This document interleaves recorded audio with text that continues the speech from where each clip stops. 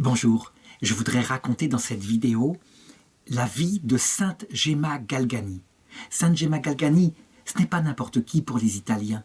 C'est la sainte de la beauté de la relation intime à Dieu, véritablement. Et en plus, une sainte qui va manifester quelque part ce que sera notre vie éternelle. En effet, je vais décrire sa relation intime, mais palpable, avec un autre saint, déjà mort depuis longtemps, depuis en tout cas quelques années, Saint Gabriel de l'Addolorata.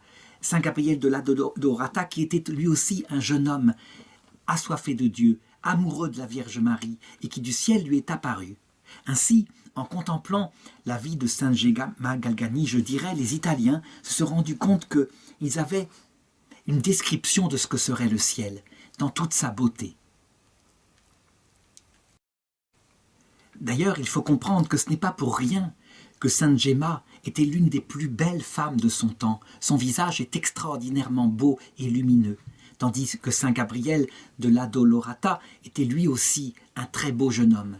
Donc, par la beauté physique, j'entends, eh bien, quoi de tel pour nous révéler ce que c'est que le paradis éternel, qui sera d'abord une beauté d'ordre spirituel.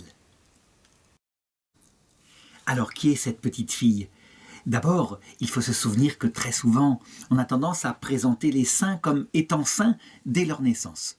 En réalité, je crois qu'il faut souvent regarder plutôt leurs parents et parfois leur maman, qui communiquent aux enfants les promesses de leur baptême en priant avec eux, en leur expliquant qui est Jésus, qui est Marie.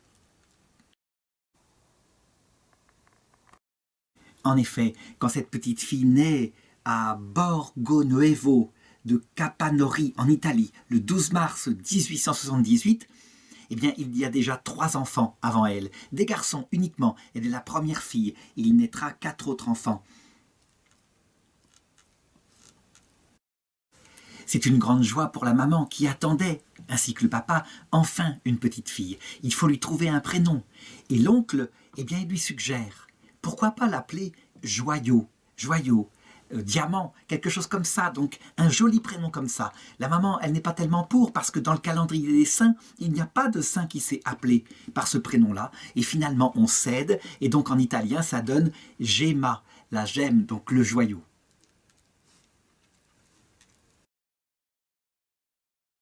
Il faut dire que le prêtre de la paroisse a conforté la maman, puisqu'il s'appelle Olivio Dinelli, et il lui a dit: il y a beaucoup de joyaux dans le royaume de Dieu.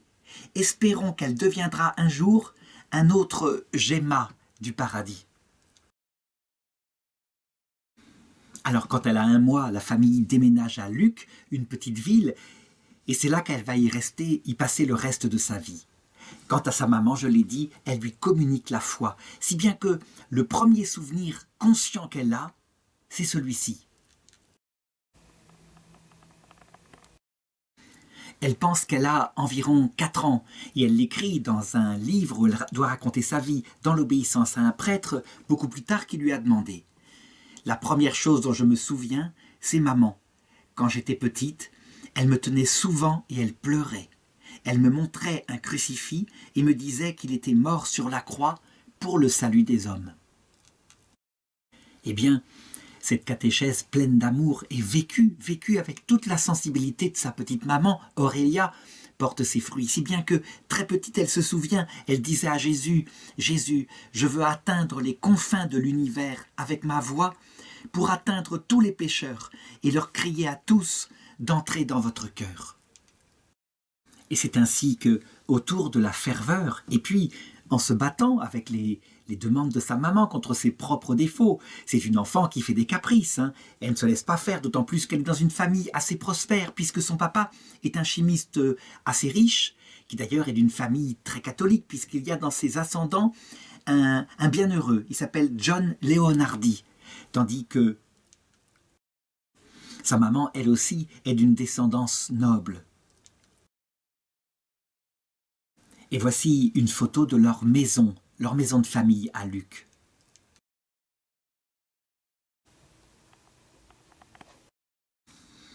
Toujours est-il que elle va être marquée par cela. Et il faut se souvenir que les enfants, très petits, se posent déjà les questions du sens de cette vie. Alors Gemma, elle, à 5 ans, alors qu'elle sait déjà lire, parce qu'on lui a enseigné comme ça, pas à pas, eh bien, elle passe son temps à lire l'Office de la Vierge Marie et aussi l'Office des morts, qui est extrait du bréviaire. C'est sa dévotion.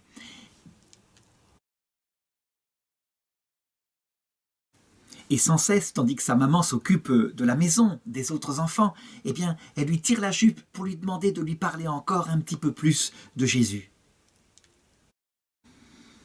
Le temps passe encore et elle atteint l'âge de 6 ans et sa maman réunit les enfants qui peuvent comprendre et leur annonce que, probablement, elle va être bientôt rappelée vers le ciel, mais qu'elle ne les abandonnera pas, qu'elle les protégera du ciel. Elle leur apprend en fait qu'elle est malade et je dirais, à partir de ce moment-là, Gemma entre dans une vraie angoisse et prie Jésus pour qu'elle lui laisse sa maman, qu'elle la guérisse. Toujours est-il que Madame Galgani, elle, se dit « Il faut que mes enfants, qui le peuvent, fassent déjà leur confirmation. » Et donc elle va voir le prêtre de la paroisse qui accepte de les préparer. C'est un peu tôt, mais pourquoi pas? Toujours est-il que, exceptionnellement, eh bien, le curé accepte et elle reçoit le sacrement de confirmation à l'âge de 7 ans. Et pendant qu'elle reçoit cette grande grâce qui fait d'elle une adulte dans la foi, elle entend très distinctement la voix de Jésus. C'est, je crois, le premier phénomène surnaturel de cette vie, ce qu'on appelle un phénomène mystique extraordinaire, c'est-à-dire quelque chose de sensible, pas seulement intérieur. Elle entend la voix de Jésus qui lui demande si elle veut bien lui offrir le sacrifice de sa maman. Et elle dit oui. Mais la petite fille ajoute une condition. Elle dit à Jésus « Oui, mais à condition que vous me preniez aussi pour le ciel. » Et elle entend distinctement une voix qui lui répond « Non, donne-moi ta maman sans condition. À présent, tu dois attendre avec ton papa. Je vous emmènerai au paradis plus tard. » Et Gemma, alors, a répondu « Oui. » Et effectivement, sa vie va être très courte, mais va se prolonger encore un peu moins de 20 ans.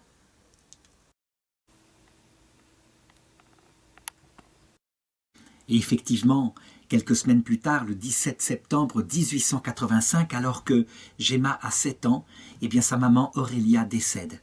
Et à partir de ce moment-là, elle dira à la Sainte Vierge « Quand j'ai perdu ma mère terrestre, je me suis donnée à la maman du ciel.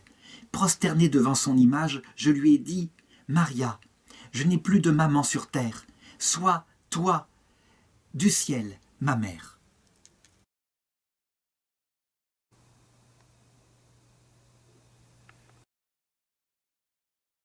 Et voici une photo de la petite Gemma à l'âge de 7 ans avec son costume de deuil.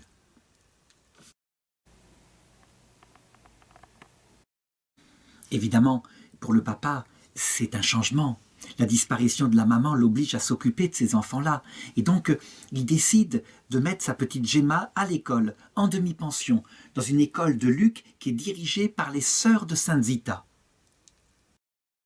Et là, ça va être pour elle, on peut le dire, un véritable paradis. Les souvenirs de son enfance à cette école avec des religieuses si dévouées, si amoureuses de Dieu, la touchent encore. Et elle le dit, j'ai commencé à me rendre à cette école tenue par des religieuses, c'était pour moi le paradis. Il s'avère qu'elle était très bonne en français, en arithmétique, en musique. Et en 1893, donc à l'âge de 15 ans, mais là je passe des étapes, eh bien, elle va recevoir le prix d'or pour sa connaissance religieuse, au point qu'une des institutrices de l'école, elle disait dans ses commentaires, Gemma était l'âme de cette école. Entre-temps, il y a eu tout son cheminement spirituel. À 9 ans, elle a pu faire sa première communion. Et ça a été un grand moment. Elle le dit, en ces instants, je saisis que les délices du ciel ne sont pas comme ceux de la terre. Ce fut ce matin-là de ma première communion que Jésus me donna le grand désir d'être religieuse. C'est la ferveur d'une enfant, mais une enfant qui se donne vraiment au Seigneur. Elle se souvient, par exemple, quand elle rentrait de l'école, à cette époque-là, dès que j'arrivais à la maison, j'allais directement dans ma chambre et je priais à genoux les 15 mystères du rosaire. Et plusieurs fois pendant la nuit, je priais pour un quart d'heure environ pour demander à Dieu de protéger ma pauvre âme. Car elle sait bien qu'elle a des défauts et elle essaye de les combattre. c'est pas toujours facile. Fort heureusement, sa maîtresse d'école, qui n'est autre que Hélène Guérat, et que le pape Jean-Paul II béatifiera beaucoup plus tard, eh bien c'est une religieuse qui est en feu, dont le cœur est habité de la présence du Saint-Esprit. Et donc, elle nourrit sa vie spirituelle, mais elle lui sert aussi de conseillère spirituelle pour qu'elle batte, pour qu'elle dépasse ses défauts.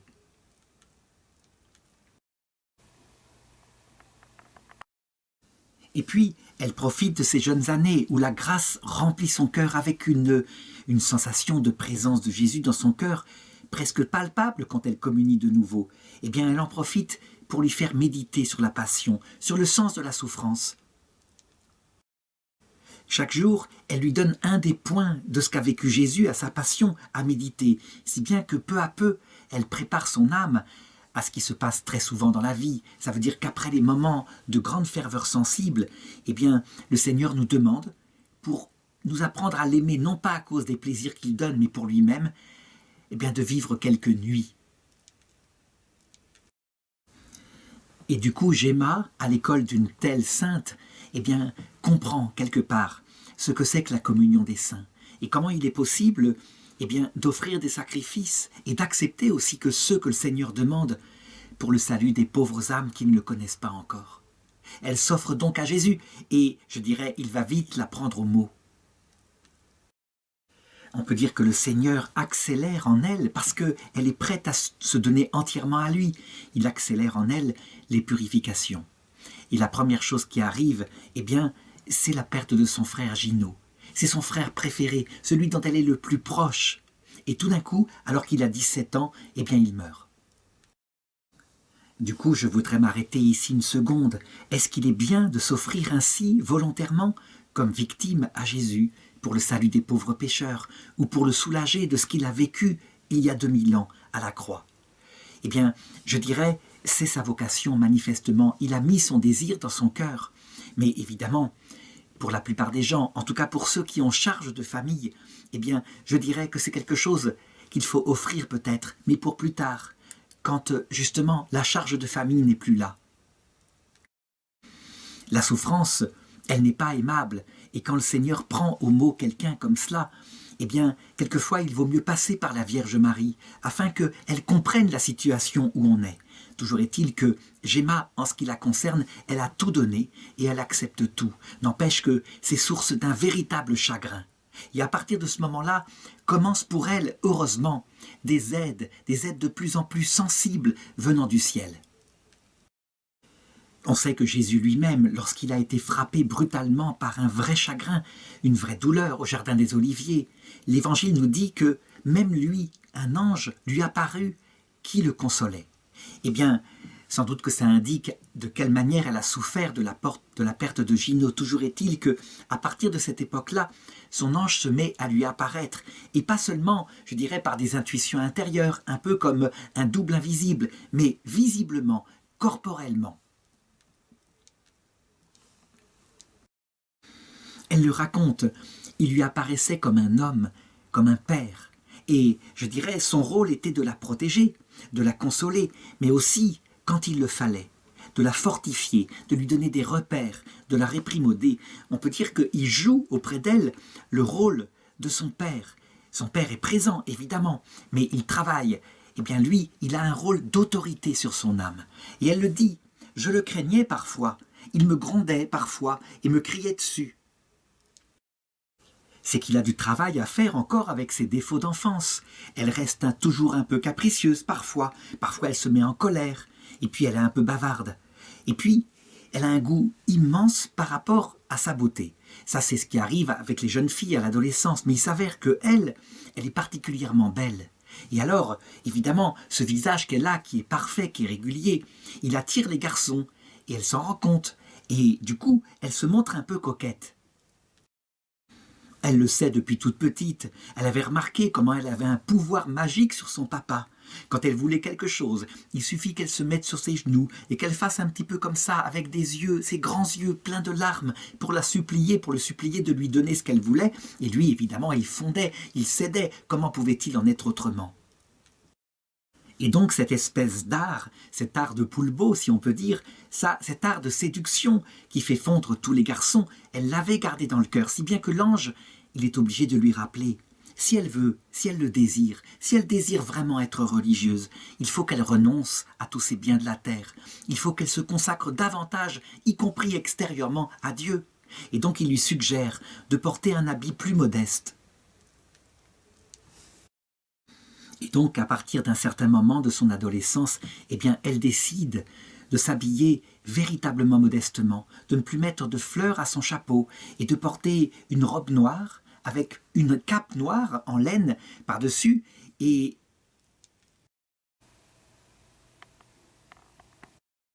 de ne mettre aucune autre décoration que cela. Elle écrit dans son journal que, une fois, je me souviens bien, on m'a donné une montre en or. Et comme j'étais vaniteuse, j'avais hâte de la porter pour sortir.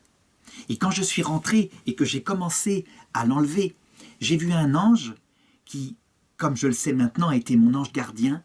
Il m'a dit très sérieusement, « Souviens-toi que les ornements précieux d'une fiancée du Christ ne sont que les épines et la croix. » Si bien qu'après une réflexion, j'ai fait cette proposition. Pour l'amour de Jésus et pour lui plaire, je ne la porterai plus jamais. Je ne parlerai plus non plus des choses qui mènent à la vanité.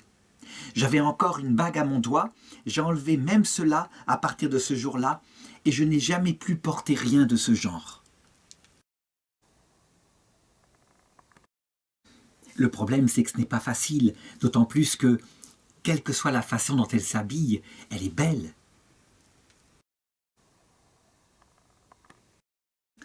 Et donc ça attire les regards des garçons. D'ailleurs, à cette période-là, plusieurs garçons, eh bien, comme ça se fait à l'époque, iront voir son père pour demander à la fréquenter, pour éventuellement demander sa main plus tard. Et pour elle, c'est évidemment flatteur. Si bien que, comme elle a une très grande dévotion à Jésus Eucharistie, eh bien, elle lui demande, elle le supplie sans cesse de la garder toute pure, parce qu'elle veut se consacrer entièrement à lui. Et donc, elle écrit dans son journal qu'un jour, alors qu'elle vient de communier, il lui répond « Regarde, Gemma, j'ai dans mon cœur une petite fille que j'aime beaucoup et qui m'aime beaucoup. Elle me demande toujours de l'amour et de la pureté. Et moi qui suis l'amour même et la pureté même, j'ai déposé sur elle autant de ces trésors qu'une créature humaine peut avoir. J'ai toujours gardé la pureté du cœur de cet enfant comme le cœur choisi par le divin époux lui-même, et je l'ai préservé comme un lys immaculé du paradis dans mon pur amour. » Et donc, on peut dire qu'à cette période-là, Jésus, qui la connaît si bien, eh bien, ne la plonge pas dans les ténèbres de la nuit totale. Il continue de la combler de grâce sensible, et elle écrit à son directeur spirituel « Si vous pouviez voir, sentir et réaliser combien Jésus me donne de beaux dons. Je vous dis, Père, qu'il n'y a pas une seule minute où je ne ressens sa chère présence. Il se révèle toujours plus aimant. Aujourd'hui, pendant la communion, il était près de moi plus que jamais. » Ces exemples de vie spirituelle montrent comment il sait être patient et aussi comment Jésus nous connaît. Bien sûr qu'on a besoin de plaisir et que ce n'est qu'après, quelquefois après de longues années, qu'on arrive à aimer sans être attiré par le plaisir qui quelque part nous est très utile. Alors, il lui donne ce qu'il lui faut au bon moment pour l'attacher à lui. Sur la terre en général, pour nous, eh bien, ce sont nos éducateurs, c'est aussi la vie avec ses expériences qui nous permettent peu à peu de grandir. Et puis ça se passe tout au long d'une vie. Pour elle, qui veut garder peu de temps sur terre, à qui il veut montrer, ou il veut faire d'elle une sorte d'exemple de la manière dont il fait les choses peu à peu, eh bien, il envoie un ange du ciel, qui est là, qui a un rôle véritablement directif, et puis aussi parfois d'autres personnes du ciel, comme des saints. Par exemple, un jour, elle se souvient, son ange gardien lui demande de prendre de la plume et du papier. Il est debout et elle est assise au bureau, tandis qu'il lui dicte ce qu'elle doit écrire comme ça, mot à mot. « Souviens-toi, mon enfant, que celui qui aime vraiment Jésus parle peu et endure beaucoup. Je t'ordonne de la part de Jésus de ne jamais donner ton opinion, sauf quand on te la demande. de ne jamais maintenir ton opinion, mais de te taire immédiatement. Quand tu as commis une faute, accuse-toi toi-même sans attendre que les autres le fassent. Souviens-toi de garder tes yeux et pense que les yeux mortifiés posséderont les beautés du ciel. Alors je sais que certains se disent, il lui dictait mot à mot, elle devait marquer ce qu'il lui dictait. On dirait du spiritisme. En fait, en réalité, il faut le savoir, on ne peut pas attribuer comme ça au spiritisme l'initiative que peut prendre parfois le ciel. Il ne suffit pas de regarder ce qui se passe, qui est effectivement une dictée comme ça, comme immédiatement ce qui se passe avec le spiritisme. En réalité, il est son éducateur et sa liberté n'est pas étouffée. Mais elle doit l'écouter comme un bon maître parce que, à ce moment de sa vie, elle a à recevoir des leçons d'éducation. Et puis, parallèlement, le Seigneur décide des souffrances modérées d'abord qu'il faut qu'il lui soit envoyé. Et donc, à l'âge de 18 ans, elle commence à subir un problème de santé. Elle se fait une blessure au pied et on doit l'opérer sans anesthésie. C'est une grande souffrance physique qui la marque. Et là, elle se rend compte à quel point il faut qu'elle se consacre totalement. Et donc, à cette période-là, elle consacre en privé sa chasteté à Dieu. Elle ne se mariera jamais, malgré ces garçons qui sans arrêt l'ont demandé en mariage. Alors, on peut dire que Jésus voit bien qu'elle a fait un pas de plus dans la consécration. Elle a dépassé sa sensibilité, son désir de connaître l'amour, par exemple. Et donc, en 1897, eh bien, il lui envoie une autre épreuve. Elle a 19 ans et son père tombe malade, un cancer. C'est quelque chose qui, lui, qui est pharmacien, il sait qu'il n'y survivra pas. Toujours est-il qu'il meurt ainsi. Et jusqu'ici, ils avaient une certaine prospérité matérielle. Des associés qui essayent de s'occuper de son affaire s'en occupent mal, si bien que, juste après la mort du papa, la famille se trouve ruinée. C'est évidemment un bouleversement dans sa vie, un tremblement de terre, il faut le comprendre. Et puis, de fait qu'elle a des grâces extraordinaires avec son ange, il faut s'attendre à ce que, parallèlement, elle est très attaquée par le démon. Toujours est-il que elle, avec sa fragilité de jeune fille, eh bien vers cette période-là, dans ce bouleversement qui fait sa vie, elle s'éloigne un peu de Jésus. C'est certes une période brève, mais du coup, elle a besoin de sortir, elle a besoin de s'amuser, de recevoir des divertissements. Une autre pauvreté l'atteint. Comme la famille n'a plus de ressources, eh bien, ses frères et ses sœurs sont obligés d'être placés dans des amis de la famille, donc elle se retrouve un petit peu seule. On n'imagine pas le travail qu'a à faire à ce moment-là son ange gardien qui lui apparaît toujours, pour essayer de la maintenir dans sa résolution de se consacrer à Dieu. Elle renacle des deux pieds, d'autant plus que, vers cette période-là, eh bien, elle est frappée par la maladie. C'est une maladie étrange, mais une maladie grave. C'est une méningite qui est accompagnée d'une perte temporaire de l'ouïe. Et alors de larges abcès se sont formés sur le sommet de sa tête et ses cheveux se mettent à tomber, ce qui n'est pas sans atteindre quelque peu sa beauté. Alors des médecins sont appelés, et il essaye tous les remèdes qu'il peut. Il n'arrive à rien, il se décourage. À un moment donné, il appelle d'autres médecins qui eux-mêmes ne comprennent pas quelles sont ces violentes migraines qu'elle a dans la tête. Et puis avec tous ces phénomènes bizarres, certains se disent, est-ce qu'elle n'est pas en train de faire de l'hystérie? L'hystérie, c'est un syndrome qui fait qu'on projette à l'extérieur d'extraordinaires maladies pour en fait se faire remarquer. Et certains pensent que c'est ça qui se passe. D'abord, par ce costume noir qu'elle porte, ostensiblement. Manifestement, peut-être qu'elle veut être regardée. Toujours est-il que elle le dira plus tard, elle vit une grande lutte intérieure. Les souffrances qui lui tombent dessus, elle n'en veut plus. Et elle dit à Jésus, « Je ne prierai plus si je ne suis pas guérie. » Et je demandais à Jésus ce qu'il voulait dire en me gardant comme ça malade. Et alors l'ange m'a répondu. Il me dit, « Si Jésus vous afflige dans le corps, c'est pour vous purifier de plus en plus dans l'esprit. » On devine par tout ce qu'elle met ainsi dans son journal avec une très grande simplicité Le combat terrible qui se passe en sa nature entre sa chair qui, elle, voudrait vivre heureuse sur terre et son esprit qui l'appelle à s'offrir en victime. Toujours est-il que pour elle, c'est trop rapide. Est-ce qu'elle est allée trop vite en s'offrant comme cela?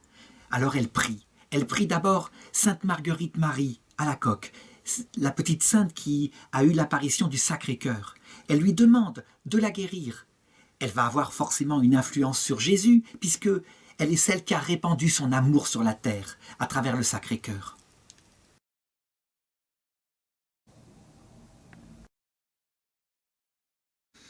Vers cette période-là, elle est recueillie par un oncle et une tante qui tiennent une petite quincaillerie à Kaimai-Roire. Et là, il la charge de tenir un petit peu le magasin et d'accueillir les clients du magasin. Et cette famille qui est très pieuse, qui aime beaucoup Gemma, eh bien la maman en particulier lui fait découvrir la vie qui vient d'être publiée d'un jeune religieux, passionniste, qui s'appelle Gabriel de Notre-Dame des Sept Douleurs, qui est mort après quelques années de vie religieuse, avec une grande piété, un amour très tendre pour la Vierge Marie. Et cette vie, elle est bouleversante. Elle la lit, et là elle se dit que elle a un ami du ciel, il lui ressemble vraiment. Lui aussi a perdu ses parents très tôt. À cette époque-là, Gabriel de la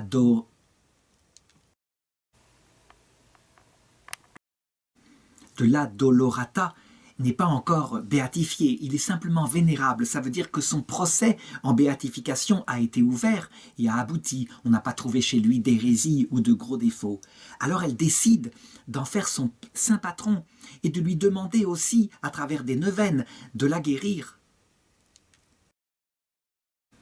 Eh bien, il va lui apparaître. Il est envoyé du ciel. Manifestement, l'ange lui a demandé de collaborer avec lui. Et il lui apparaît dans toute sa beauté. C'est un très beau jeune homme.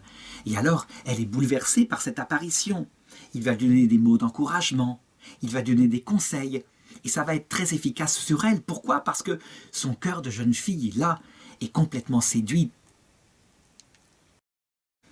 Elle écrit sa relation avec lui en disant « Je l'admirais de plus en plus, lui et ses vertus, et ma dévotion pour lui augmentait. La nuit, je ne m'endormais pas sans avoir son image sous mon oreiller. Et après cela, j'ai commencé à le voir de plus en plus auprès de moi. Et je ne sais comment expliquer ce phénomène, mais je sentais sa présence partout et tout le temps. Frère Gabriel était présent dans mon esprit. » Ce qui est étonnant, c'est que dans son rapport à Jésus, elle se comporte vraiment comme une petite enfant. Et aussi dans son rapport avec son ange gardien. Elle écrit par exemple « Je suis sans papa, je suis sans maman et je suis sans aucun soutien. Mais Jésus m'a laissé seule. » Donc c'est un langage de petite fille. D'ailleurs, elle appelle son directeur spirituel, le père Germano, à qui elle écrit, elle l'appelle papa.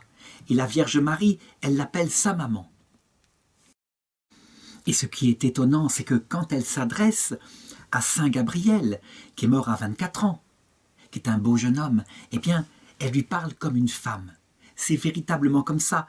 Est-ce qu'elle est amoureuse de lui, alors qu'il est au ciel, il est mort depuis quelques années? Peut-être, peut-être. Je dirais, un peu comme Marie-Madeleine, elle a ce sentiment profond de jeune fille pour ce garçon qui l'entraîne pour aimer Jésus spirituellement et pour être de plus en plus spirituel et pour dépasser tous les désirs de sa chair qui la portent vers le mariage.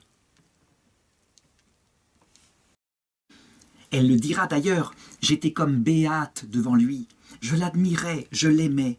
Et puis, il y avait entre nous deux une relation très forte. Gabriel était en quelque sorte le jeune homme de mes rêves. Et comme elle se débattait toujours avec ce désir de tout consacrer à Jésus, et puis ce désir de ne pas consacrer à Jésus, de vivre le bonheur, quand elle avait été comme ça, passage, eh bien il ne venait pas. Et ça la laissait très triste. Et alors elle se reprenait et elle offrait ce sacrifice de nouveau à Jésus. Alors elle ne nage pas l'affaire. Elle décide de faire plusieurs neuvaines qu'elle adresse à Sainte Marguerite Marie, au Sacré-Cœur, à Saint Gabriel, enfin au futur Saint Gabriel de la Dolorata. Et puis elle ne cède pas, elle ne les lâche pas, elle veut sa guérison. Eh bien elle l'obtient. Un premier vendredi du mois de mars 1899, elle a donc maintenant 21 ans, eh bien il lui apparaît et il la guérit miraculeusement. Elle est délivrée de son mal. Et alors, du coup, elle veut réaliser son rêve, elle veut le remercier, elle veut devenir religieuse dans le même ordre dans lequel il a fait partie, ça veut dire chez les passionistes. Comment pourrait-il en être autrement, puisque Saint Gabriel lui a apporté l'emblème des passionistes, il l'a collé sur sa poitrine et il lui a dit « Un jour tu seras passionniste ». Donc, manifestement, sa vocation, elle est toute tracée, d'autant plus qu'il lui a dit, avant de la guérir, « Veux-tu guérir ? Alors prie avec foi chaque soir le Sacré-Cœur de Jésus, et je viendrai vers toi jusqu'à ce que la neuvaine soit achevée, et nous prierons ensemble pour le Saint Sacré-Cœur de Jésus. » Alors le chapitre des religieuses passionnistes se réunit, et puis elles sont au courant de ce qui est arrivé à Gemma, de ses combats intérieurs, des phénomènes extraordinaires qui l'entourent. Et elles doutent un peu, elles se disent, est-ce qu'on peut la recevoir? Est-ce que c'est vraiment du ciel? Certaines sont manifestement contre, elles se montrent ostensiblement, manifestement, elles font du cinéma. D'autres au contraire pensent que ça vient de Dieu.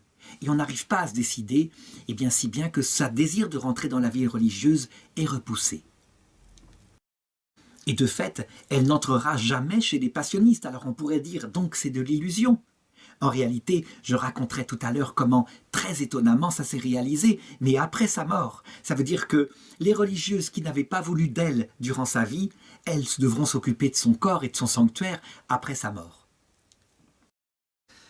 D'autres personnes, au contraire, sont convaincues, en tout cas que tout vient de Dieu. Son directeur spirituel, par exemple, qui s'appelle maintenant Monseigneur Volpi, qui est un évêque auxiliaire, il s'occupe d'elle. Il est extrêmement théologien, il analyse tous les phénomènes et il met tout par écrit.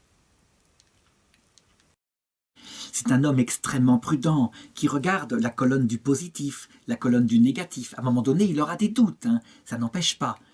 Est-ce qu'elle est hystérique ou est-ce qu'elle est véritablement dotée par Dieu de phénomènes mystiques? Toujours est-il qu'à la fin de sa vie, il sera convaincu que ça vient de Dieu. Et il laissera d'ailleurs une somme énorme pour qu'on puisse construire une chapelle en l'honneur de celle qui a été sa dirigée, Gemma Galgani. Voici une photo de Monseigneur Volpi et de son tombeau.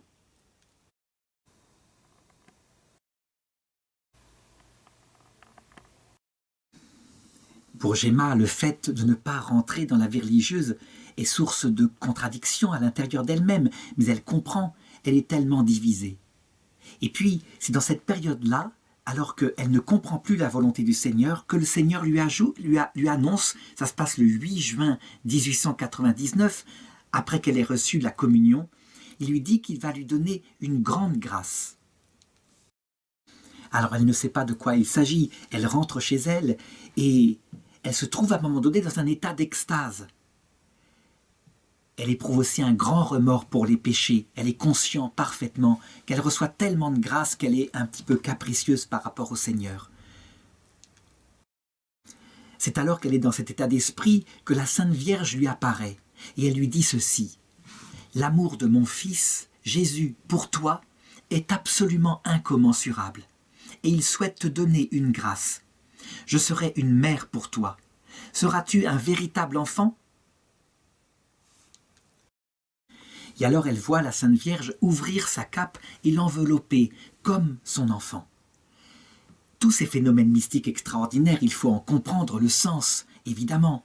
Ça signifie à quel point la Sainte Vierge, comme une maman, accompagne Jésus. Parce que ce qui arrive à Gemma, c'est tout simplement ce qui arrive aussi à chacune de nos âmes.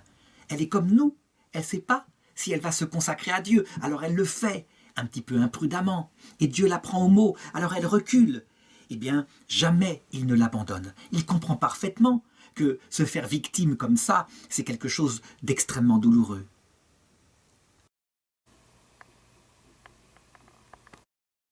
Et pourtant, dans sa générosité, elle finit par dire de nouveau « oui, oui ».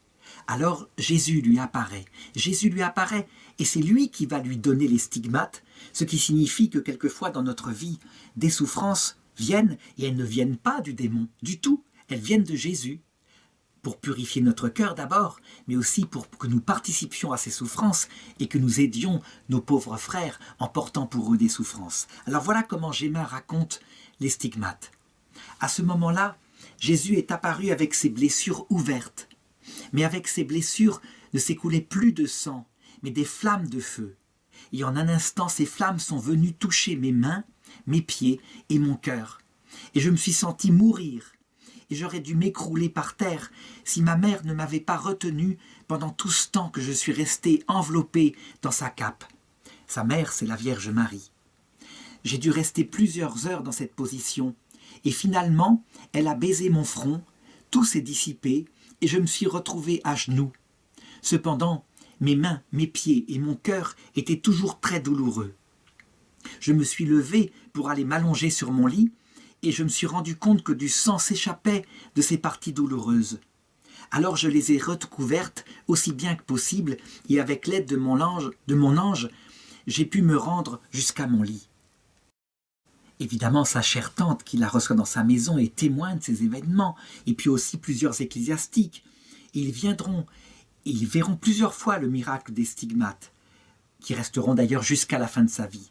D'ailleurs, voici le témoignage d'un témoin. Du sang coulait abondamment de ses blessures, et lorsqu'elle se tenait debout, il giclait par terre. Lorsqu'elle était au lit, non seulement il mouillait les draps, mais le matelas tout entier s'en trouvait saturé. J'ai mesuré quelques écoulements ou flaques de sang, et il mesurait 50 à 62 cm de long et à peu près 5 cm de large. Alors on pourrait se demander, mais pourquoi ces stigmates qui viennent de Jésus, alors qu'avant, elle a refusé la maladie, elle a tout fait pour être guérie? Eh bien, je crois que ça illustre un petit peu aussi la façon dont nous vivons notre vie spirituelle. Quand il nous tombe une maladie dont nous ne savons pas l'origine, eh bien, nous n'aimons pas. Et je dirais, nous ne sommes pas stimulés à accepter cette douleur, parce qu'elle n'a pas de but. Par contre, quand nous savons que telle souffrance nous est envoyée par Jésus, eh bien, elle a un sens. Et je dirais que c'est plus facile de porter la croix ainsi envoyée par Jésus qu'une croix qui ne vient pas de lui. Jésus le disait, « Chargez-vous de mon joug, car mon joug est facile à porter. » Mais oui, une croix, quand on sait à quoi elle sert, elle est tellement plus légère. Et ça doit nous permettre de comprendre que les pauvres personnes qui ne connaissent pas le Christ et qui sont frappées par toutes sortes de malheurs, comme leur croix est lourde, et donc comme il est nécessaire qu'il y ait des gens qui soient capables de faire une telle offrande parce qu'elles sont chrétiennes, pour porter un petit peu de la croix de ces pauvres gens qui n'ont pas la chance de connaître Jésus. Parallèlement, eh bien, en Gemma se développe une soif ardente de Jésus par l'Eucharistie. Et dès qu'elle peut le recevoir, elle le reçoit. Un matin, alors que Gemma était encore dans sa chambre, voilà que la voix de Saint Gabriel des 7 douleurs de la Vierge, son compagnon du ciel, eh bien, la réveille doucement et il lui dit « Gemma, réjouis-toi, le cœur de Jésus te veut tout entière à lui. Laisse-lui faire ce qu'il lui plaira le plus de faire en toi. » Ensuite, elle communie et Jésus lui-même lui dit « Viens, pauvre petite fille, viens que je t'embrasse. Il y a si longtemps que je t'attends. J'ai eu tellement de patience et j'ai tellement souffert pour toi. Moi seul, je peux être le maître de ton cœur et de tes affections. » On peut dire aussi qu'à cette période-là, sa relation avec Jésus, qui était celle d'une petite fille, devient de plus en plus la relation d'une épouse. Ça veut dire qu'elle est une dame de plus en plus, une adulte, face à son époux mystique, Jésus. Et par exemple, elle avait des gestes d'une femme avec Jésus et d'une femme amoureuse. Elle aimait par-dessus tout être embrassée et caressée par Jésus. Et elle voulait lui ressembler. C'était en quelque sorte comme une sorte de séduction réciproque. Et Jésus, eh bien, il apprenait à Gemma à le consoler. Il se montrait tendre avec elle, mais aussi parfois sévère encore, parce qu'il était en train de former son cœur d'épouse. En fait, ce qui est fabuleux dans ces récits, c'est que on la voit se débattre comme une épouse qui serait qui serait mariée, une jeune mariée, qui vivait d'une passion intense pour son fiancé, et puis maintenant c'est la vie commune, et c'est pas facile, et il y a des hauts et des bas, et certaines épreuves du couple qu'elle ne peut pas accepter. Voilà pourquoi les femmes italiennes en ont fait, je dirais, leur patronne. Quelque chose comme ça. On peut dire que sa vie mystique ressemble tout à fait à celle qui peut se passer dans un couple normal. Sauf qu'évidemment, il n'y a pas de sexualité, mais il y a une forte passion sentimentale qui accompagne un amour spirituel qui est en train de grandir. Comme les jeunes filles de son âge, on pourrait dire qu'elles pourraient faire des bêtises, elles pourraient se couper de Jésus, tellement c'est pas facile. Comme certaines jeunes filles qui se séparent de leur mari parce que justement, le sentiment n'est plus comme avant. Eh bien, elle est entourée de conseillers de très haut niveau, comme Monseigneur Volpi, qui d'ailleurs lui donne une maman de la terre. C'est Madame Cecilia Giannini qui l'a reçue chez elle, qui est véritablement l'amie de cœur qu'il lui faut pour l'entourer. D'autant plus que maintenant, et pendant 2 ans, toutes les semaines, les stigmates reviennent du jeudi soir aux environs de 20h jusqu'au vendredi vers 15h. Et à chaque fois, le même phénomène se reproduit. Ça veut dire l'intense conscience de ses péchés, ce qu'elle a commis dans sa semaine, mais aussi des péchés des hommes. Et puis la Vierge Marie qui l'entoure, et elle fait son acte de contrition, et Jésus qui vient, et les stigmates qui viennent de nouveau, et elle vit avec lui sa passion. Elle vit dans sa chair, non seulement ça pour ses propres péchés, mais pour soulager Jésus et pour aider les pauvres pécheurs. Elle est véritablement collaboratrice de la rédemption. Elle est une sorte de prêtre avec Jésus. C'est un mystère étonnant. C'est un des mystères les plus profonds de la foi chrétienne, évidemment, que cette communion des saints qui nous fait participer aux souffrances du Christ.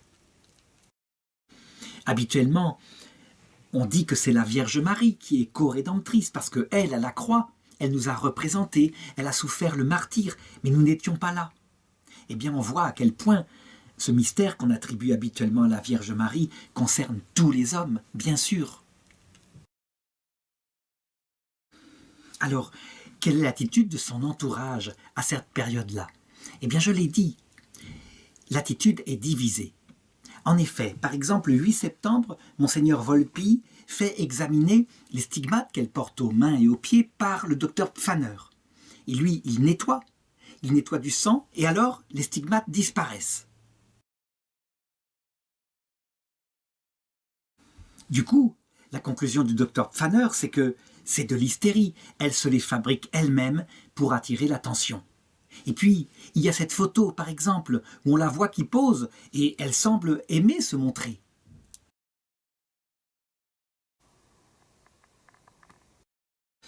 Dans son comportement extérieur, elle essaye de cacher ses stigmates. Elle porte toujours ses vêtements noirs et elle se met aussi des gants noirs qui cachent l'endroit où sont les plaies. Les gens qui, d'habitude, avant, l'admiraient dans la rue, ne serait-ce qu'à cause de sa beauté, et ils la surnommaient d'ailleurs la belle jeune fille, eh bien, les gens, quelquefois, se moquent d'elle et la prennent pour une simulatrice. Monseigneur Volpi, qui était son confesseur, eh bien lui, il essayait d'analyser les choses objectivement. Il faisait la colonne du positif et la colonne du négatif. La colonne du négatif, c'était tout de même ces phénomènes-là, qui n'étaient pas démontrés. Mais comment pourrait-il en être autrement? Les phénomènes mystiques extraordinaires, l'Église ne s'en sert jamais pour démontrer la sainteté du personne. Ils sont plutôt des signes, parce que si, profondément, lorsqu'on connaît la personne, on s'aperçoit qu'elle est profondément équilibrée, qu'elle a les pieds sur terre, qu'elle ne cherche pas à se montrer, et en particulier qu'elle obéit, ce qui est le cas de Gemma. Ça, tout le monde peut le constater. Elle est discrète, elle est gentille, elle est attentive. Elle ne se met pas en avant comme cela. Elle le fait pour l'apostolat quand on lui demande. Eh bien, si on est comme ça, c'est plutôt bon signe. À l'inverse, si on n'obéit pas, comme par exemple les possédés de Loudun ou la religieuse qui avait des stigmates, le père, pour voir ce qu'il en est, lui demande, dès son arrivée, le jour même, d'aller à l'office maintenant, et que l'apparition se termine, elle recommencera plus tard. La jeune femme, qui est une religieuse, se révolte. Elle envoie promener le prêtre, et le prêtre peut revenir à ce moment-là à Paris sans problème en disant manifestement c'est un phénomène lié à l'orgueil, et puis sans doute lié au démon. Même son père spirituel, le père Germano, eh bien, lui aussi, il voudrait avoir davantage de preuves, des preuves objectives. Bref, elle supporte cela en silence. Et je peux donner la fin de l'histoire. Elle a été canonisée, ce qui veut dire que Dieu a prouvé que les phénomènes étaient réels, qui venaient vraiment de lui. Il faut remarquer qu'à notre époque, on a des phénomènes à peu près analogues. Je pense par exemple à Vassula. Elle, quelques phénomènes mystiques du même style avec de l'écriture automatique. Comme a eu Gemma Galgani. Et certains théologiens de dire donc ça ne vient pas de Dieu, parce que Dieu respecte toujours la liberté. Gemma Galgani, c'est un peu pareil, je l'ai dit tout à l'heure, sauf que c'est une dictée, et elle est obligée de noter ce que l'ange lui dicte. Seulement, ça ressemble un petit peu. Alors que faire par rapport à cela? Eh bien, pour ce qui est des sages, Monseigneur Volpi, le Père Germano, c'est d'attendre et d'observer. Et je dirais de ne pas conclure trop rapidement. Il y a des incursions du diable, par exemple, qui se produisent. Ne pas les lui mettre à charge. Ça peut arriver. Quand arrivent des phénomènes des anges, arrivent aussi des phénomènes du diable. Et puis on verra bien. Alors, en 1901, eh bien, son directeur se dit « Pourquoi ne pas lui faire écrire sa vie ?» Comme ça s'est passé récemment pour une publication qui a été déjà très célèbre, quand une petite sœur du Carmel de Lisieux, sur ordre de ses supérieurs, a écrit aussi sa vie, et le livre est en train de se répandre dans l'Église. Et donc en 1901, il lui demande d'écrire le carnet de sa vie, sa biographie, elle l'appelle le carnet de mes péchés.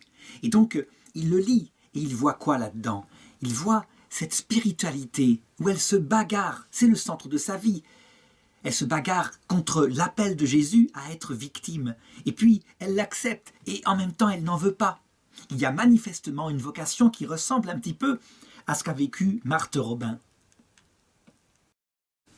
Marthe Robin, c'est plus tard, c'est au cours du XXe siècle. N'empêche que, quand le Seigneur lui demande si elle veut bien offrir sa vie pour les pauvres pécheurs, elle refuse, elle se bat contre Dieu, elle le dira. « Je me suis battue contre Jésus. » Et elle finit par accepter. Alors évidemment, ce climat d'agitation, elle a beau le prendre dans l'obéissance. Certains dans la rue se mettent à siffler et à dire « chiquet, c'est du chiquet tout ça, etc. » Eh bien, il faut qu'elle soit protégée. Bernadette de Lourdes a été protégée par l'Église. Elle a été séparée de Lourdes pour être mise dans une communauté religieuse à Nevers. Eh bien, Monseigneur Volpi, je l'ai dit, il trouve une famille, la famille Giannini, qui l'accueille. Et la maman qui va devenir la confidente, l'amie intime, avec les 11 enfants dont elle peut s'occuper en même temps, dont une des filles dont elle deviendra presque l'amie intime, eh bien la maman dit « Je peux déclarer sous serment que pendant les 3 ans et 8 mois que Gemma a passé chez nous, elle n'a jamais causé à notre famille le moindre problème, et je ne lui ai trouvé pas un seul défaut. Je répète, pas le petit problème, ni le moindre défaut. » Ça, c'est un témoignage très fort, parce que dans la vie commune, les défauts finissent par apparaître. On ne peut pas falsifier comme ça les choses aussi longtemps. Elle participe aux tâches familiales, elle est là dès qu'on la demande. Et je dirais, le travail qui est immense dans une maison avec tant d'enfants, elle le fait. Et elle est positive pour les enfants, elle les éveille à la foi. Et puis, elle est très réaliste et en même temps très mystique. Le Père Germano, lui, eh bien, il le constate aussi, et il finit par dire, oui, elle était absolument, totalement obéissante. Le Père Germano, c'est pas n'importe qui. C'est un père passionniste, ça veut dire qu'il est dévoué par vocation au mystère de la souffrance du Christ. Et donc, le mystère des âmes victimes, cette spiritualité particulière, il connaît. Pour lui, en analysant tout ce que j'ai raconté sur Sainte Gemma, il pense qu'elle est passée successivement, ou alors avec quelquefois des retours, par les âges de la vie spirituelle, tels que le décrit la théologie mystique. Et chaque jour, avec Madame Giannini, elle a une vie de prière régulière, une vie qui ressemble à une vie religieuse. Elle va à la messe 2 fois, elle assiste aux vêpres, elle dit le chapelet. Et toute cette vie de prière intense ne l'empêche pas d'être à son devoir d'état chaque jour, fidèlement. Le pire, c'est qu'elle est sans illusion sur elle. Alors qu'elle avance dans la vie spirituelle, elle se méfie parfaitement de ses défauts, elle sait comment sa chair est faible. Alors, elle pratique quelque chose qui est très peu connu, mais qui se pratiquait beaucoup à l'époque. Elle porte un cilice, ça veut dire quelque chose qui l'empêche d'être dans le confort permanent et qui lui rappelle toujours que le démon et sa propre sensibilité sont là, qui peuvent ressurgir à n'importe quel moment pour l'entraîner vers le péché. Voici une photo de sa discipline, hein, qui est gardée dans le musée, où sont les souvenirs de Sainte Gemma Galgani.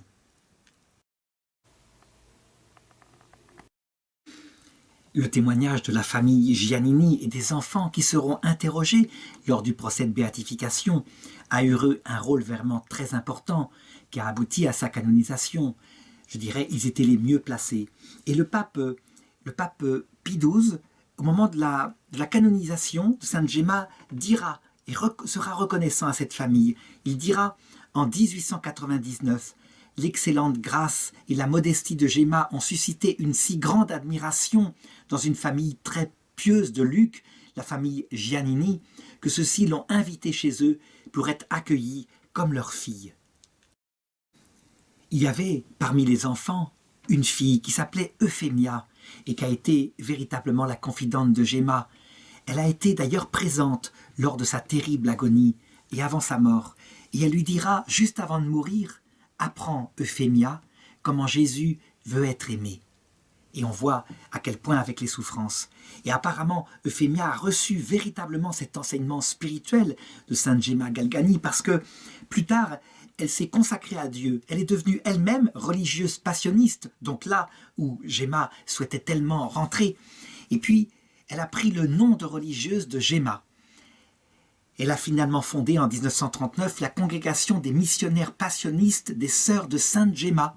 Et elle est morte en 1971 en odeur de sainteté. Voici sa photo.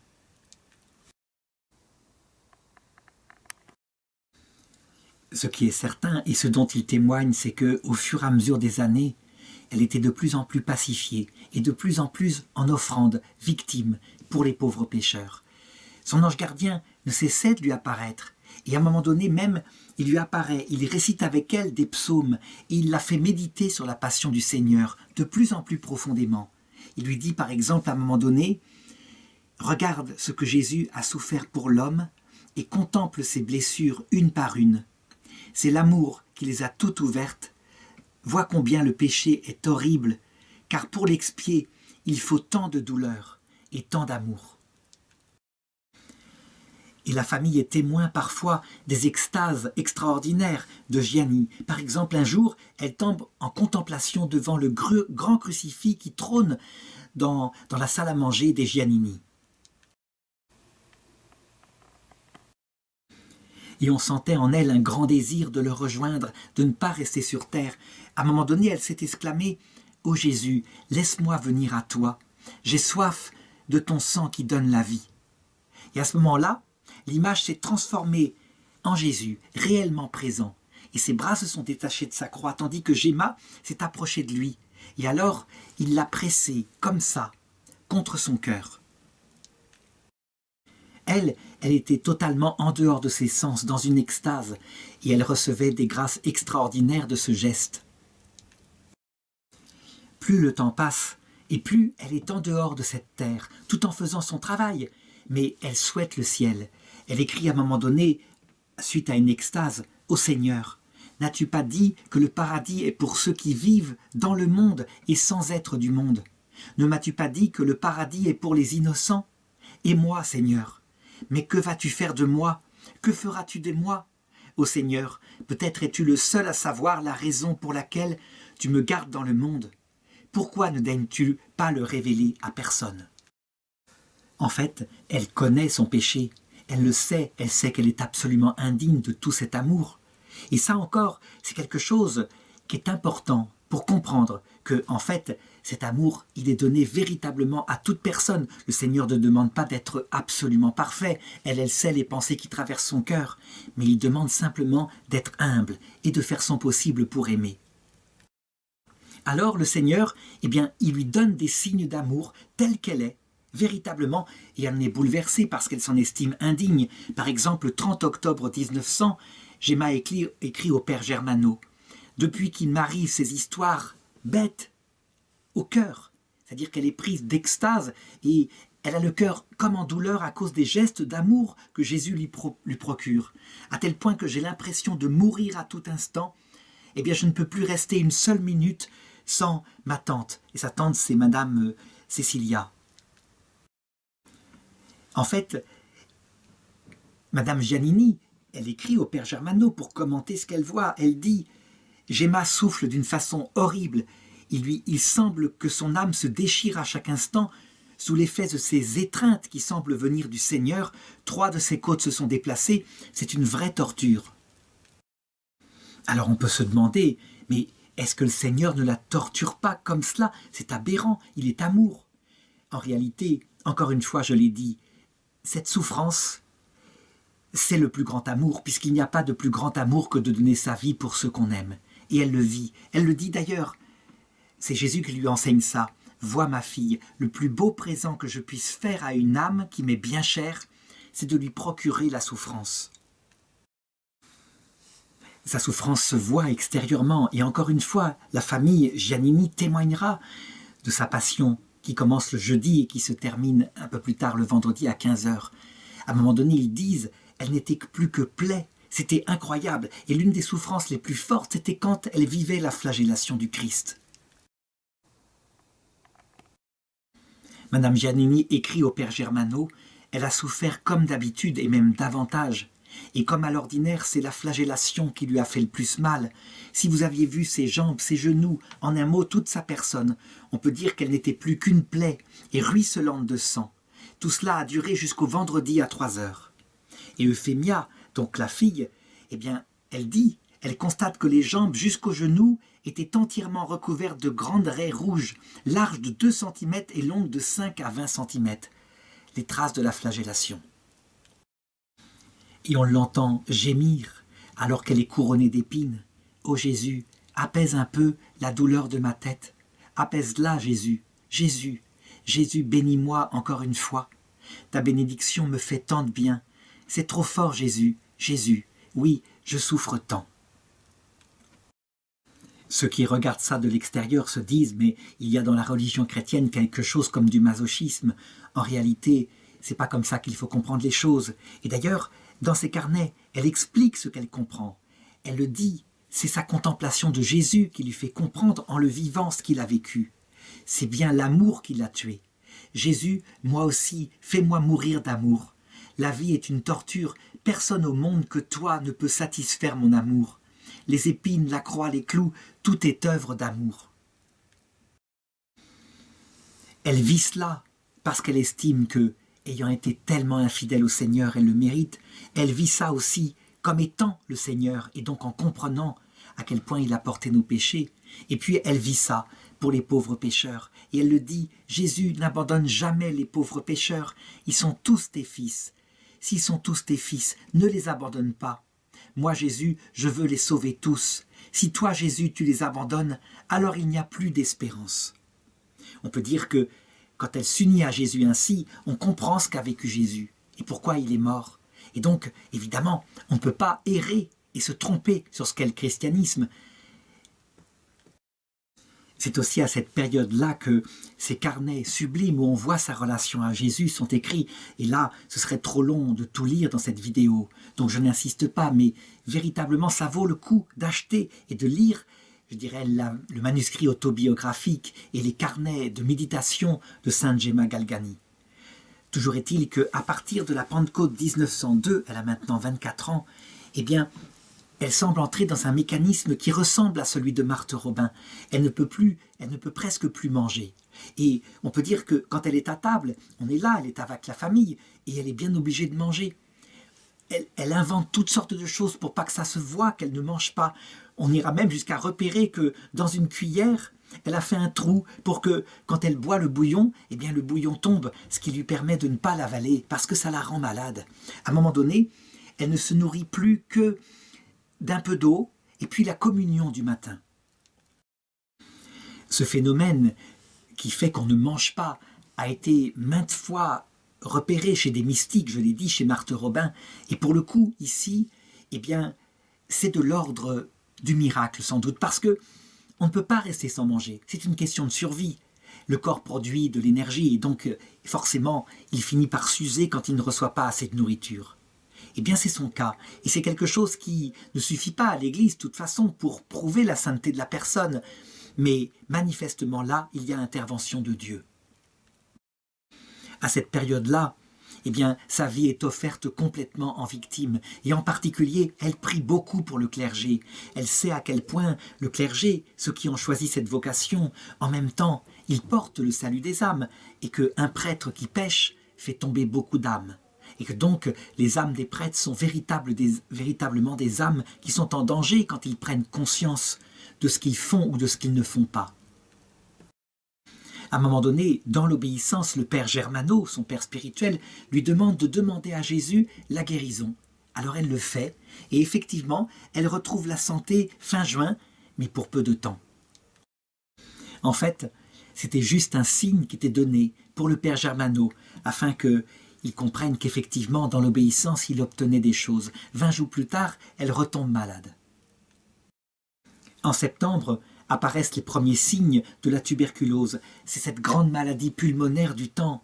Elle a craché du sang dans un mouchoir. Et évidemment, en l'occurrence, elle ne peut pas rester en présence des enfants. C'est contagieux. Et donc, on la transfère à côté, dans une petite chambre, dans l'immeuble attenant à celui de la famille Giannini. Dans ce local où elle va vivre les derniers mois de sa vie, on peut dire qu'elle passe à ce moment-là par la nuit profonde, la nuit de l'esprit.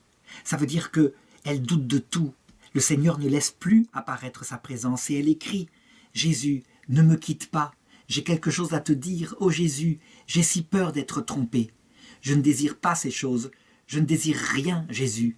La seule chose que je veux, c'est que tu m'inspires une très grande douleur de mes péchés. Je ne veux rien d'autre, Jésus. J'ai peur de me tromper. » On peut penser, en reconstituant sa vie, que les grandes tentations par lesquelles le diable l'a tenté, parce que le diable ne crée rien, mais il appuie toujours sur ce qui est notre défaut majeur. Les grandes tentations par lesquelles il l'a tenté, c'était à propos de la pureté. On a quelques exemples de cela. Par exemple, à un moment donné, elle s'est jetée dans un puits, mais pas n'importe comment. Elle s'est jetée dans un puits exactement comme à une certaine époque, saint François d'Assise s'était jeté dans les orties parce qu'il était pris par une intense tentation contre la pureté. Et voilà ce qui s'est passé. Le démon, soufflant de rage, lui est apparu et a menacé de la vaincre à tout prix par une tentation contre la pureté. Gemma est devenue blême, elle a levé les mains au ciel et sans hésiter, elle a couru tout de suite dans le jardin vers le puits. C'était en hiver et l'eau était glacée. Elle a fait un signe de la croix et s'y est jetée. Elle se serait noyée si elle n'avait pas été secourue par une main invisible qui est venue en aide et l'a retirée de l'eau, tremblante de froid. Eh bien, alors que sa mort approchait, le démon ne cessait pas de venir de nouveau lui rappeler ses péchés, en lui indiquant, en lui soufflant qu'elle était damnée, qu'elle n'irait jamais au paradis, vu les graves péchés qu'elle avait commis. Dans la nuit qu'elle vivait, il lui suggérait qu'elle avait été abandonnée par Dieu, justement à cause de sa faiblesse. Et alors un témoin oculaire qui soignait Gemma raconte « Cette bête abominable qu'est le démon va tuer notre chère Gemma. Coups assourdissants, des formes d'animaux féroces, etc. Je me suis éloignée d'elle en pleurant car ce démon l'épuisait. » Et Gemma, elle implore sans cesse les saints noms de Jésus et de Marie, mais la bataille continue pendant son agonie. Et son directeur spirituel, le père Germanus, eh bien, il parle du dernier combat, il dit ceci. La pauvre souffrante passait ainsi des jours et des semaines et des mois en nous donnant en exemple sa patience héroïque et des raisons pour la crainte salutaire de ce qui pourrait nous arriver, nous qui n'avons pas les mérites de Gemma à l'heure terrible de sa mort. Cependant, il faut le reconnaître que dans ces longs moments d'agonie, elle ne s'est jamais plainte, elle priait. Et puis, elle était comme un squelette, elle était de plus en plus maigre. À un moment donné, on lui donne l'absolution, on lui donne le viatique. Et alors, ses dernières paroles sont celles-ci. « Je ne cherche rien d'autre, j'ai tout sacrifié à Dieu. Maintenant, je me prépare à mourir. » Et ensuite, elle a repris son souffle pour ajouter « Il est alors vrai qu'il ne reste plus rien pour moi, Jésus. Je vous recommande ma pauvre âme, Jésus. » Et alors elle s'est mise à sourire, C'était un sourire céleste, racontent les témoins qui étaient là. Et en laissant tomber sa tête sur le côté, elle s'est éteinte, tout simplement. L'une de ses sœurs était présente et elle décide, je dirais pour combler un désir qu'elle avait dans le cœur, d'envelopper son corps dans l'habit des passionnistes, l'ordre dans lequel elle avait tellement souhaité entrer. Des péchés, elle n'en avait pratiquement pas, évidemment, elle se comportait bien. Alors, qu'est-ce qu'il en est? On peut dire sans doute que ça fait partie des phénomènes mystiques. Elle s'est fait pécher. Ça veut dire que comme Jésus était crucifié et qu'il portait nos péchés, eh bien c'est comme si elle-même était le péché du monde. Elle a vécu les mêmes choses que Jésus. Je pense que c'est comme ça qu'on peut l'expliquer. En tout cas, dans son agonie, elle était persuadée que c'était elle qui avait vraiment péché. Et donc, elle se désolait que certains puissent croire encore qu'elle était quelqu'un. Ce qui est étonnant, c'est que sa mort, là, ressemble, je dirais, très fort à la mort, par exemple, des apôtres, de Saint Pierre, au fond de sa prison, alors qu'il n'a plus non plus de grâce ni sensible, ni de grâce spirituelle. On dirait qu'à un moment donné, eh bien, il faut passer par là pour pouvoir entrer dans la gloire. Comme dit Jésus, si le grain de blé ne meurt pas, il reste seul. Mais s'il meurt, il porte beaucoup de fruits. Toujours est-il que le 11 avril 1903, c'est un samedi saint, jour justement où la Vierge Marie était toute seule, à elle toute seule, l'Église, lorsque Jésus est mort sur la croix, qu'il n'y avait plus personne. Eh bien, elle meurt dans sa chambre vers 13h30. Elle n'a que 25 ans. Son agonie se fait, comme ça se passe pour la tuberculose, dans l'étouffement, et elle offre tout en sacrifice pour ses propres péchés, pour les péchés du monde, pour les prêtres, pour le pauvre pécheur. Et après sa mort, eh bien on dirait que tout se simplifie. Les gens qui critiquaient, qui se moquaient d'elle, ne critiquent plus, parce que des grâces commencent à tomber sur la ville de Lucques. Et en particulier, la première chose, c'est que le pape Pie X décide d'autoriser l'érection d'un monastère qu'elle avait beaucoup souhaité. Il décide de donner l'autorisation. 2 ans plus tard, le monastère est debout et les premières religieuses arrivent. Ce sont des religieuses passionnistes, c'est-à-dire de l'ordre où elle avait rêvé d'entrer. Et elles fondent le monastère. Elles viennent du monastère de Corneto. Il y a d'abord sœur Palmira Armelini et une autre moniale qui débutent la fondation. Très vite, on construit dans le monastère un sanctuaire dédié à Sainte Gemma, si bien que ce sont maintenant les sœurs passionnistes qui gardent ce sanctuaire. Et comme elle l'avait prophétisé, les passionnistes n'ont pas voulu de moi vivante, mais elles mourront mortes.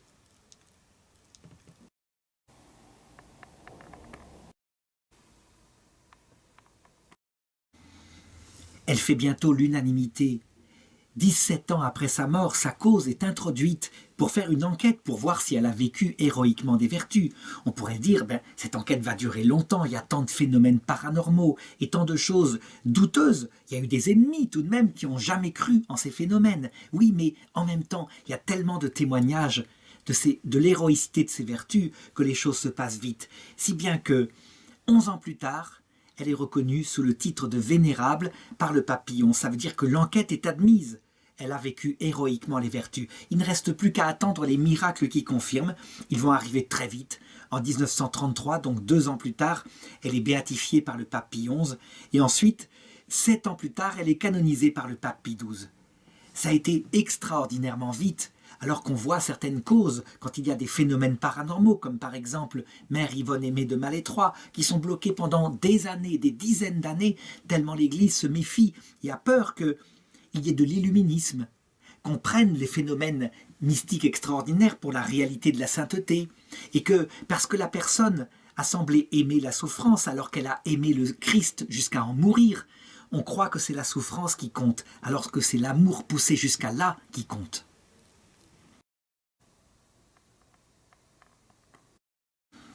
Je conclurai cette vidéo en disant que on mettra des années, des siècles à étudier tout ce qui a été révélé. Et en particulier, cette puissante, cette forte amitié qui est presque un amour, oui, un amour conjugal, qu'elle a eue, Sainte Gemma, pour un autre saint du ciel qui a vécu sa vie presque en parallèle, Saint Gabriel, je l'avais dit. Je pense qu'on a là la révélation de ce qui se passe vraiment au ciel. On n'est pas marié au ciel, hein. Jésus le dit, on est comme les anges. Mais en réalité, on devrait plutôt dire autre chose. On a le cœur dans la vision béatifique qui est tellement à la dimension de Dieu que chaque personne du ciel, comme si elle était unique, on peut l'aimer de manière absolue. Chaque personne avec en son cœur la vision béatifique, l'habitation de la Trinité est un jardin secret. Et donc, pour l'éternité, quand on rencontre une âme, on a un trésor absolu. Et on peut véritablement faire comme si elle était unique dans l'univers entier. C'est comme ça que Dieu se comportera avec nous. Dieu n'est pas polygame, il n'a qu'une seule épouse mystique, notre âme. Eh bien, de la même façon, il nous permettra d'avoir un tel amour. C'est ce que révèle son amour intense, son amour total, avec tout son être, de Saint Gabriel, Saint Gabriel, des sept souffrances du Christ, parce que c'est son nom de religion tel qu'il peut être traduit en français.